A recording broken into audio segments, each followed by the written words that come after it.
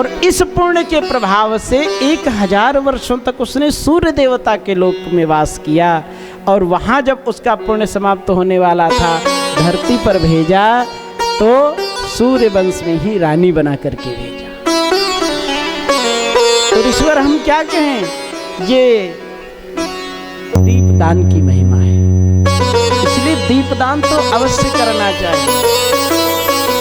यह दिव्य मनोहर सुंदर कार्तिक मास, ये बड़े सौभाग्य की बात है। बोले श्री वृंदावन बिहारी लाल की जय।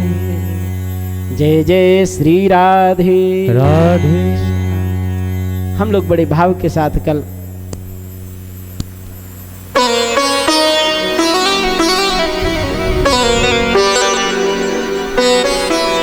ध्रुव जी के पावन चरित्र का हमने श्रवण किया। और खानदान किसी का भी हो, हर व्यक्ति चाहता है हमारा खानदान सबसे अच्छा हो, हमारा नाम बहुत हो, लेकिन ऐसा हो नहीं पाता। नाम किसका है? राम घाट में चले जाओ, जहाँ शमशान घाट है, जाके देख लो। बड़े बड़े राजा, बड़े बड़े रंग सब एक बराबर हो गए, नाम किसी का नहीं। घर वाले भी आए जैसे तैसे भूखे प्यासे, जल्दी जल्दी उनका दाह किए, फिर तो दुकान पर टूट पड़े लड्डू समोसा खाने के लिए। नाम किसका होता है? नाम उसी का होता है जो भगवान के भक्त होते हैं। ध्रुव जी का नाम है, भक्त प्रहलाद का नाम है, उन राजाओं का नाम है जिन राजाओं ने भगवान का यजन किया, बड़े बड़े यज्ञ किए, अनुष्ठान किए, उनका नाम है। वरना खाने पीने सोने वाले कितने हुए, कितने निपट गए, आज तक कोई जानने वाला नहीं। ध्रुव जी के ही वंश में राजा अंग का चरित्र सुनाया हमने। बेन हुआ उनकी परंपरा में, और बेन इतना दुष्ट था, उसके कारण धरती पर अकाल पड़ गया। राजा पृथु का अवतार हुआ है, और पृथु जी ने इस पृथ्वी से अन्न औषधियां आदि का सबका दोहन किया। ये प्रजा सुखी।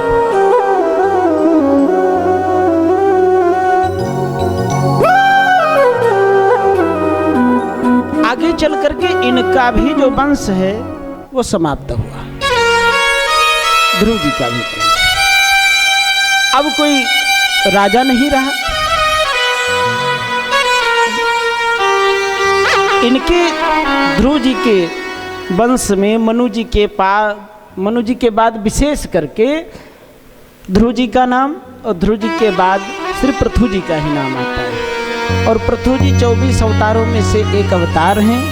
और विशेष नाम क्यों आता है कि जो पृथु जी थे, वह जब राजा हुए धरती के, भगवान के बड़े सुंदर सुंदर उन्होंने यज्ञ किए, और उनकी भक्ति से प्रसन्न होकर के नारायण भगवान प्रकट हुए और कहा, मांग लो राजन, तुम्हें क्या चाहिए? राजा पृथु ने जानते हो क्या मांगा? कहा, प्रभु 10,000 कानों में आपकी सुंदर कथा निर्मल यश सुनने की जितनी ताकत है, उतनी ताकत हमारे इन 2 कानों में आ जाए। इतनी, क्योंकि आपकी ये कथा है ना, वो सुनने से हमारी कभी तृप्ति नहीं हो रही।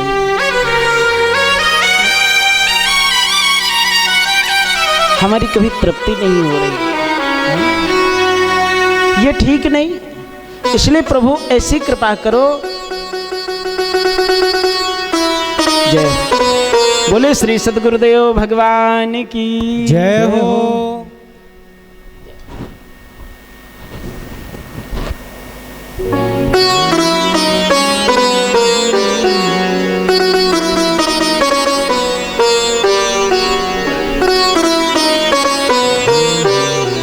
जय हो प्रभु। हमारे सद्गुरुदेव भगवान की पूज्य परंपरा का निर्वाह करने वाले महाराज जी, देख लीजिए आज भी उसी रूप से, उसी ही स्वरूप से। हरिओम। बोली श्री सद्गुरुदेव भगवान की जय हो।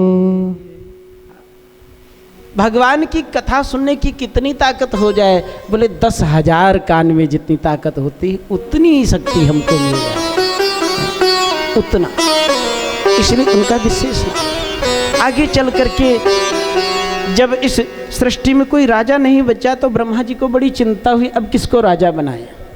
तो ध्रुव जी के जो चाचा थे श्री प्रियव्रत जी, गुरु जी के आश्रम में निवास करते थे, उनको लेकर के आए और कहा कि आप शादी विवाह कर लो, राजपाट देखो। उन्होंने कहा हम तो भजन करना चाहते हैं, अब दुनिया में हमारा मन लगता नहीं। ब्रह्मा जी ने आज्ञा दी, कहा नहीं, आप जैसे जो महापुरुष हैं वो घर में रहें चाहे वो गृहस्थ में रहें, उनको भजन में कोई अंतर नहीं आता। और उनको राजा बनाया गया और इतने प्रतापी राजा थे वो कि कहते हैं उन्होंने देखा कि आधी धरती पर उजाला रहता है, आधी पर अंधेरा रहता है। तो उन्होंने कहा ये ठीक नहीं है, उजाला हर जगह एक बराबर होना चाहिए। अब राजा थे, उनके मन की बात विचार आ गया, भगवान की इच्छा। रथ पर वो बैठ गए, सूर्य के समान वो प्रकाशमान हुए और रथ से इस भूमंडल की परिक्रमा की, जहाँ अंधेरा था वहाँ जब वो जाते तो वहाँ उजाला हो जाता। उनके इस भूमंडल पर रथ से चलने के कारण 7 दीप 9 खंड हो गए और उनके जो बेटे थे उनको अलग अलग खंड का, अलग अलग द्वीप का राजा बनाया सब। उन्हीं के वंश में एक बड़े अच्छे राजा हुए, नाभि नाम के राजा। कोई संतान नहीं थी और संतान नहीं थी तो इधर उधर भागने की जरूरत नहीं, भगवान की शरण में लग जाओ, है ना? उन्हीं से प्रार्थना करो, है ना? और नहीं संतान है तो भगवान को ही अपनी संतान मानो। भगवान तो हर कार्य करने को तैयार है। जरूरी नहीं कि तुम्हें माता च पिता तुम्हें, अरे तुम अपना बेटा ही मान लो। और ऐसे ऐसे सुंदर वर्णन आते हैं, भक्तमाल जी में कथा आती है कि एक व्यक्ति था, उसके आगे पीछे कोई नहीं, भाइयों ने कहा शादी ब्याह कर लो। अरे क्या करेंगे, राम राम करते हैं, भजन करते हैं। अरे मरोगे तो तुम्हारा दाह कौन करेगा? उसने कहा राम जी करेंगे। और जब शरीर पूरा हुआ तो कहते हैं राम जी ने स्वयं हनुमान जी को भेजा। हनुमान जी ने आकर के संस्कार किया। दिव्य वर्णन आते हैं, सत्य घटनाएं। भगवान को अपना मान लो। राजा नाभि गुरु जी के पास है, बोले गुरुदेव आगे कोई संतान नहीं है, हम पर आप कृपा करें। गुरुदेव ने कहा बेटा यज्ञ करो। बड़ा सुंदर यज्ञ का आयोजन हुआ और यज्ञ में भगवान नारायण प्रकट हुए और प्रकट हुए मनोहर रूप। भगवान कहते हैं राजन मांग लो, जो चाहिए सो मांग लो। अब राजा क्या मांगे? राजा ने तो भगवान को देखा तो देखते ही रह गए, इतने भक्त। भगवान कहते हैं भैया कुछ मांग लो, तो राजा कुछ मांग नहीं सके। तो उनके जो गुरुजन हैं, उनके जो पुरोहित हैं, आचार्य, वो कहने लगे हे प्रभु हमारे जो यजमान राजा जी हैं ना, इनको कोई संतान नहीं है और ऐसी कृपा करो आप जैसी ही संतान इनको। इसको कहते हैं आचार्य कैसा होना चाहिए, पुरोहित कैसा होना चाहिए, जिसमें यजमान का हित हो, उसे अग्रे अग्रे हितम चिंतित सा एव पुरोहितः। आगे आगे हमेशा हित का चिंतन जो करे उसे पुरोहित कहते हैं। भगवान ने कहा ठीक है, लेकिन ये क्यों नहीं मांग रहे हैं? कहा प्रभु ये आपकी सुंदर रूप माधुरी देख करके इतने लुब्ध हो गए हैं कि कंठ से आवाज नहीं निकल रही है। भगवान बड़े प्रसन्न हुए, कहा ठीक है। उनके बेटे के रूप में भगवान ने अवतार लिया। कहाँ? अयोध्या जी में। जैन धर्म के लोग उनको अपना तीर्थंकर मानते हैं। भगवान ऋषभदेव, उनकी जन्मभूमि। हाँ, ऋषभदेव जी इतने अच्छे राजा हुए, 100 बेटे हुए उनके, एक दो नहीं, 100 बेटे, और इतने उदार, इतने महान आचरण वाले थे। 80 बेटे तो अपने सुंदर धर्म के कारण, आचरण के कारण ब्राह्मण हो गए। ऋषियों जैसा उनका आचरण हो गया। उनको लोगों ने कहा ही तो क्षत्रिय होते हुए भी ये ब्राह्मण हो गए। 9 योगेश्वर हुए। हाँ?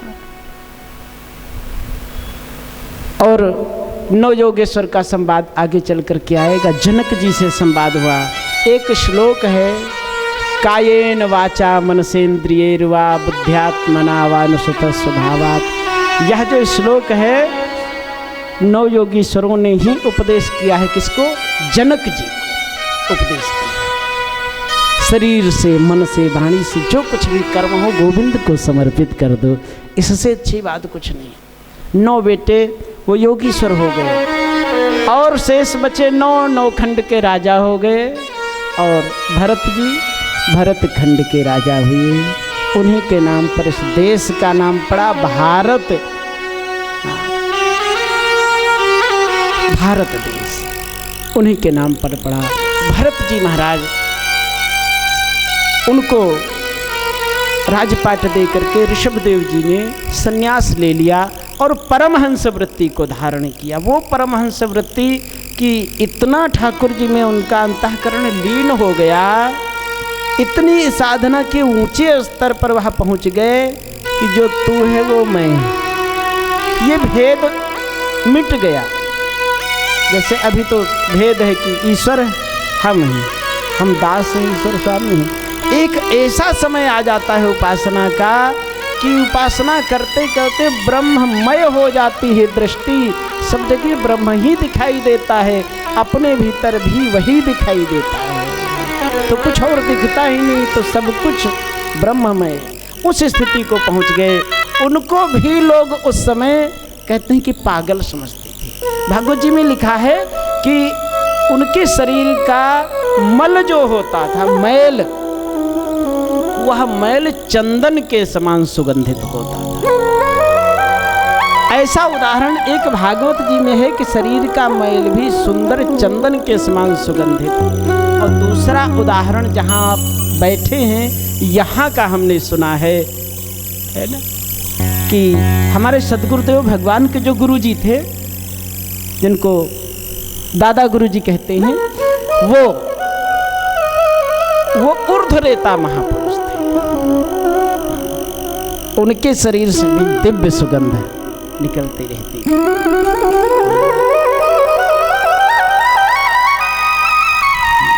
वो ऊर्ध्वरेता थे। उनका जो तेज था ना, वो बिल्कुल ऊर्ध्व था। यहाँ ब्रह्मरंध्र जहाँ शिखा होती, यहाँ से निकल इतनी सुगंध, दिव्य सुगंध। हमारे श्री महाराज जी ने पूछा, गुरुदेव ये क्या है, इसमें तो बड़ी सुगंध आ रही है। तो महाराज जी ने कहा, भैया सब जितने भी ये कमल हैं ना, भीतर के सब खिले हुए हैं, और उन कमल की जो सुगंध है, दिव्य रस है, पराग है, वही है सुगंधित होकर के निकल रहा। ऐसे महापुरुष ऋषभदेव जी की बात भागवत जी में लिखी है। शरीर का मैल भी सुगंधित। हाँ, और जहाँ उनका मैल गिर गया, वहाँ इतनी सुगंध फैल गई कि वहाँ के पेड़ चंदन के पेड़ हो गए। और उनके मैल के कारण ही मलयागिरी कहा गया है ना। मल से उत्पन्न हुआ मलयागिरी चंदन, वो परमहंस स्थिति को प्राप्त हुआ। लोग उनको भी उस समय में भी ईंट मार देते, ढेला मार देते, लोग धूल फेंक देते, लेकिन वो तो बड़ी ऊंची चीज थे। वो संसार के लोग उसको जान नहीं सकते, वो नहीं समझ सकते। ये तो ठाकुर जी की जब विशेष कृपा किसी जीव पर होती है, वो तभी समझ सकता है।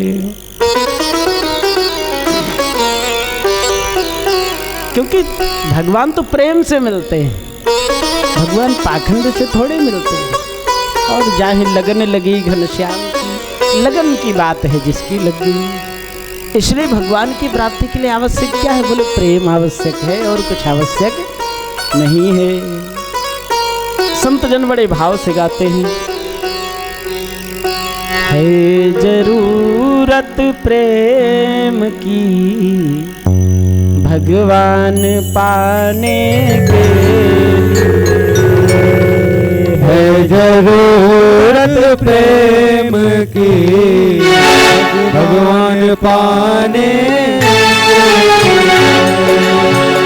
प्रेम से उनको भजो प्रभु को रिझाने के लिए, प्रेम से उनको भजो प्रभु को